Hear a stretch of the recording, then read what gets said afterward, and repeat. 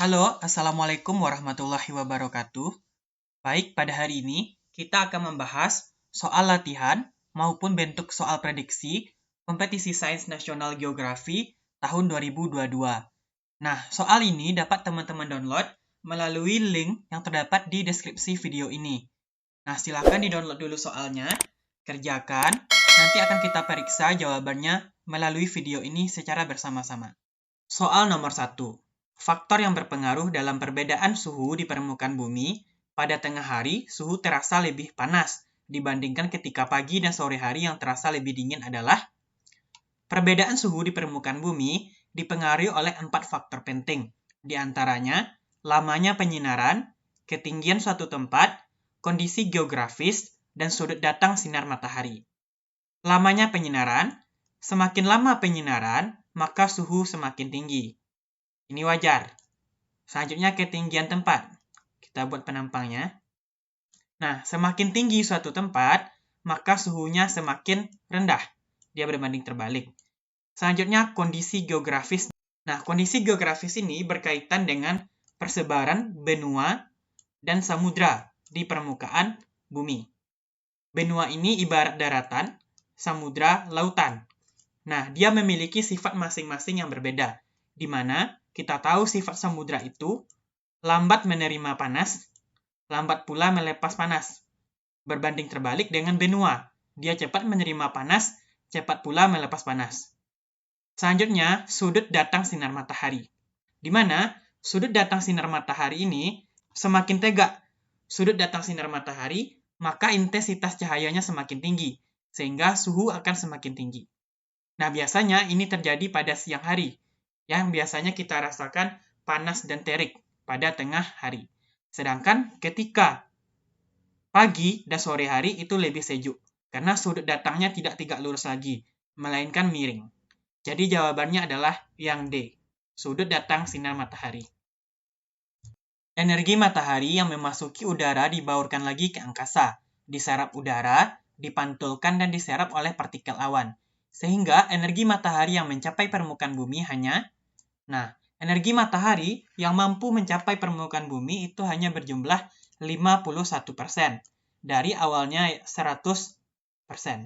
Oke, jadi terbagi dua, yang sampai ke permukaan bumi hanya 51%. Sedangkan 49%-nya lagi mengalami proses lebih lanjut. 49% ini terdiri dari proses-proses 7%. 7% itu dibaurkan ke angkasa kembali. Nah, terjadi pembauran di angkasa.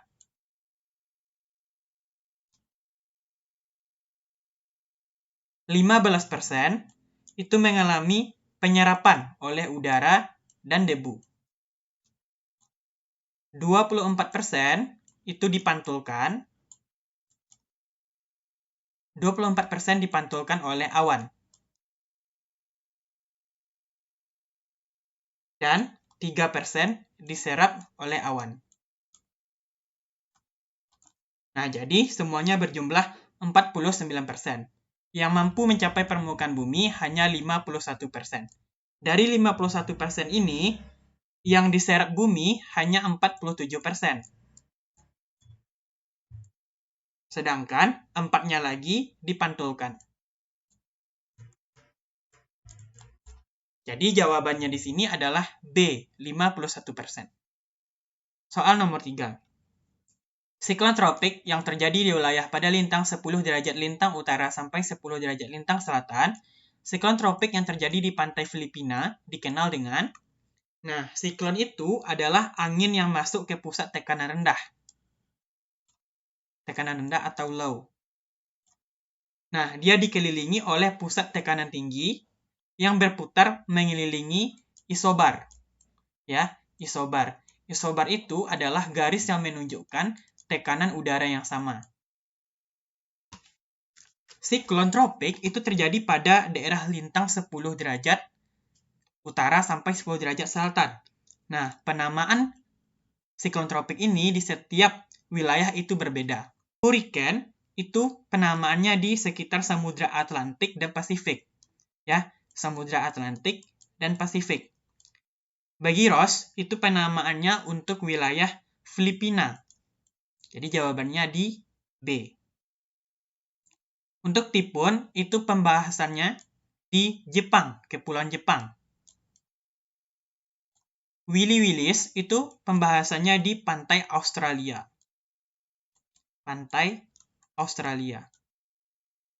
Sedangkan untuk Lena, ini pembahasannya di Samudra Hindia. Jadi, penamaan siklon tropik di setiap daerah itu terdapat perbedaan. Lanjut nomor 4. Jenis awan cumulonimbus ditemukan pada front. Nah, ini adalah awan CB. Nah, front dingin ini terjadi jika massa udara dingin menggilas massa udara panas. Nah, ini biasanya awan yang terbentuk adalah cumulonimbus. Seperti pada soal tadi, dia ditemukan di front dingin. Jawabannya E. Sedangkan front panas, front yang mendesak massa udara dingin. Mendesak massa udara dingin. Massa udara dingin. Di sini awan yang terbentuk itu biasanya awan cirrus, autocumulus. Sedangkan untuk campuran, itu adalah pertemuan front panas dengan front dingin. Jadi terjadi pertemuan antara front panas dengan dingin, di mana front dingin akan lebih cepat menggilas front panas. Jadi jawabannya di sini adalah untuk awan cumulonimbus itu terdapat pada front dingin, atau E. Soal nomor 5. Ditemukan awan cumulonimbus, angin kencang, hujan deras, dan munculnya kilat dan guntur merupakan fenomena cuaca. Yang pertama ada virga. Nah, virga itu adalah ketika air hujan yang jatuh dari atmosfer tidak jadi sampai ke permukaan bumi. Namun, dia melakukan penguapan kembali. Nah, jadi dia ibarat hujan yang tidak jadi. Itu virga. Tornado itu adalah siklon yang terdapat di Amerika Serikat dengan kecepatan tinggi. Nah, tornado ini juga dikenal dengan istilah twister. Tornado ini dapat diukur dengan menggunakan skala yang bernama skala Fujita untuk menghitung kekuatan dari tornado. Selanjutnya ada blizzard. Blizzard itu nama lainnya adalah badai salju. Kondensasi itu adalah proses dalam pembentukan awan, jadi tidak berhubungan. Selanjutnya ada thunderstorm, yaitu suatu fenomena cuaca dengan ciri awan cumulonimbus, angin kencang, hujan deras. Namun, ciri khas utamanya di sini adalah terdapatnya kilat dan guntur. Thunderstorm ini merupakan pelepasan listrik yang mendadak disertai kilat dan guntur di awan cumulonimbus. Oke, jawabannya adalah E. Nomor 6. Tipe iklim AW yang diklasifikasikan Köppen merepresentasikan Köppen pada tahun 1918 mengklasifikasikan iklim dunia berdasarkan temperatur dan curah hujan. Jadi ada dua komponen penting, temperatur dan curah hujan. Nah, temperatur dan curah hujan ini dikonversi nanti hasilnya ke sistem huruf. Ada 5 iklim pembagiannya. Iklim A, B, C, D, dan E. Untuk iklim A itu dikenal dengan daerah tropis. Untuk iklim B itu daerah arid atau kering. Untuk iklim C itu adalah daerah hangat. Untuk iklim D itu biasanya adalah daerah salju atau dingin. Sedangkan daerah E adalah salju abadi. Jadi dia sangat dingin di E. Nah, ada 5 penggolongan menurut Köppen, A, B, C, D, E. Nah, di A ini ada lagi pembagiannya, seperti AF, AM, AW. Kalau AF itu biasanya ditemukan di hutan hujan tropis. Oke, jadi jawabannya salah yang hutan hujan tropis, karena ini AW yang ditanyakan. Kalau AM, nah AM ini biasanya ditemukan pertengahan dari hutan hujan tropis dan AW, sabana. Nah, jadi di sini sabana ya. Sabana. Nah, AM ini adalah gabungan dari hutan hujan tropis dan sabana. Ini gabungan. Jadi jawabannya yang AW adalah sabana tropis atau E. Nah, semakin ke bawah itu ada klasifikasinya sampai EH. EH di sini bermakna salju di pegunungan tinggi.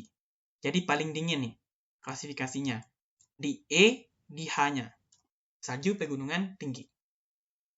Soal nomor 7. Yang tidak termasuk tujuan pembuatan bendungan adalah pengendali dari bencana banjir dan kekeringan, benar, karena pemasok air dan dapat menampung air. Sarana irigasi, benar, karena dapat untuk pengairan di sawah. Pembangkit listrik, bisa. Sumber air minum juga bisa bagi yang airnya sesuai standar. Nah, rekreasi ini kurang tepat, ya. Karena untuk rekreasi, bendungan itu tidak tepat. Karena dia lebih bersifat ke konservasi air. Nomor 8. Pertanian umum dengan peran penting yang dekat dengan perkotaan, dengan produk susu dan olahannya dikenal dengan dairy farming. Pertanian, di mana poin pentingnya adalah pertanian sapi perah. Sapi perah yang nanti pengolahan produk susu. Jadi jawabannya adalah A, dairy farming. Grain farming itu merupakan pertanian berupa biji-bijian. Nah, biji-bijian. Bisa berupa gandum, jagung, yang nantinya akan diolah menjadi roti, dan lain-lain. Ada livestock rancing, itu merupakan pertanian gembala. Nah, penggembalaan, ada sapi, kuda, dan lain-lain. Nah, ini biasanya terjadi di daerah kering atau arid. Dia terjadi di daerah kering, arid, atau semi-arid. Ada Mediterranean agriculture. Nah, ini adalah pertanian yang biasanya berbatasan dengan laut. Pertanian ini mengandalkan terhadap angin, kelembaban. Nah, angin dan kelembaban. Nah, ini peran penting dalam pertanian ini. Hasil pertanian ini seperti anggur, dan olive. Selanjutnya ada truck farming. Nah, ini merupakan sebuah pertanian komersial dalam bentuk kebun, ya. Contohnya perkebunan apel, perkebunan mangga, dan lain-lain. Jadi jawabannya yang 8 adalah A, dairy farming. Lanjut soal nomor 9. Faktor utama yang mempengaruhi kenaikan permukaan air laut di masa yang akan datang adalah intensitas curah hujan tinggi, ini kurang tepat. Terjadinya penurunan permukaan tanah, ini kurang tepat. Pencairan es di kutub, ini jawabannya, yang C. Karena akan diprediksi bahwa untuk di masa yang akan datang akan terjadi peningkatan temperatur udara yang berdampak kepada pencairan es di kutub. Selanjutnya adalah kenaikan temperatur udara. Nah, ini adalah penyebab dari pencairan es di kutub yang mempengaruhi kenaikan permukaan air laut. Banyaknya muara sungai ini sampai hari ini tidak berubah, jadi tidak berpengaruh. Jawabannya C. Nomor 10. Dalam menentukan epicenter gempa, setidaknya diperlukan jumlah stasiun seismometer minimal 3. Oke, 3 stasiun ya. Nah, jadi sebelumnya kita bahas dulu getaran gempa itu sebenarnya ada 3. Ada getaran longitudinal, ada getaran transversal, ada juga getaran gelombang panjang. Nah, jadi dia ada 3 getaran. Untuk gelombang longitudinal ini biasanya berupa rapatan dan renggangan. Kecepatannya 7-14 km per detik. Nah, ini dikenal juga dengan nama gelombang primer. Dan belum ada kerusakan di sini, kerusakan dari gempa. Selanjutnya ada gelombang transversal. Gelombangnya berupa naik turun. Nah, di sini juga belum ditemukan ada kerusakan dari gempa. Selanjutnya, gelombang panjang. Nah, ini adalah gelombang yang berdampak terhadap gempa. Jadi, ketika sudah terjadi gelombang panjang, maka akan ditimbulkan dampak dari gempa itu sendiri. Gempa berdasarkan penyebabnya, gempa runtuhan, ya karena runtuhan di terowongan, gempa tektonik karena aktivitas orogenesa dan pergerakan lempeng, vulkanisme karena erupsi gunung api. Gempa sering terjadi di rangkaian sirkum Mediterania dan sirkum Pasifik. Di sirkum Mediterania meliputi wilayah Balkan, India, dan Indonesia. Sedangkan di sirkum Pasifik itu meliputi Jepang, Filipina, Amerika Tengah, Chili. Di bawah ini yang tidak termasuk penyebab tsunami adalah gempa bumi dasar laut, penyebab tsunami, longsoran di laut, Aktivitas vulkanik di laut, iya. Jatuhnya meteor, iya. Banjir bandang, ini tidak berhubungan dengan aktivitas di laut. Jawabannya E. Lanjut nomor 12. Banyaknya korban gempa bumi didominasi oleh faktor kekuatan gempa, material penyusun lokasi lunak. Nah, kekuatan gempa ini kurang berpengaruh, ya, karena kita tidak dapat memprediksi kekuatannya. Selanjutnya, material penyusun lokasi lunak. Nah, ini juga kurang tepat. Buruknya konstruksi bangunan. Nah, jawabannya yang C. Ya, karena korban gempa bumi itu pengaruh dari konstruksi bangunan. Tidak ada inisiatif berlindung, ini tidak tepat, karena pasti setiap orang ingin berlindung ketika gempa. Penyakit sesudah gempa ini juga tidak tepat. Jawabannya C. Nomor 13. Letusan gunung api berdampak terhadap meningkatnya suhu udara. Ini kurang tepat. Tidak berpengaruh terhadap suhu udara, kurang tepat. Menurunnya suhu udara di wilayah tertentu. Benar. Nah, jadi ketika ada letusan gunung api, material yang keluar dari gunung api itu biasanya menghalangi dari penyinaran matahari. Nah, biasanya di beberapa tempat itu akan terjadi penurunan suhu. Selanjutnya meningkatkan kekeringan. Ini kurang tepat. Massa udara bergerak ke ekuator, juga kurang tepat. Jawabannya adalah yang C. Nomor 14. Di sebuah lembah di dalam pegunungan ini, minyak goreng kelas atas dihasilkan dari pohon argan endemik yang sering dinaiki kambing. Dua daerah pertanian di pegunungan yang gersang ini adalah lembah Oirica dan lembah Dra, terletak di utara Grand Egg Occidental dan Grand Egg Oriental. Dua wilayah besar bukit pasir, hutan gabusnya yang luas merupakan habitat kera berbari. Pegunungan yang dimaksud adalah, ya jawabannya pegunungan Atlas. Pola aliran rektangular menunjukkan pola aliran sungai dikontrol oleh rektangular itu berupa petahan. Nah, seperti ada siku di sini, teman-teman dapat lihat. Jawabannya adalah, ya, ada patahan atau sesar. E. Untuk gunung api muda, ini biasanya ditemukan di radial sentrifugal.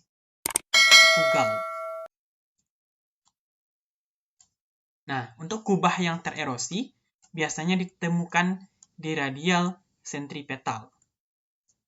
Perbukitan lipatan ini biasanya ditemukan pada trellis. Dataran aluvial biasanya ditemukan di dendritik.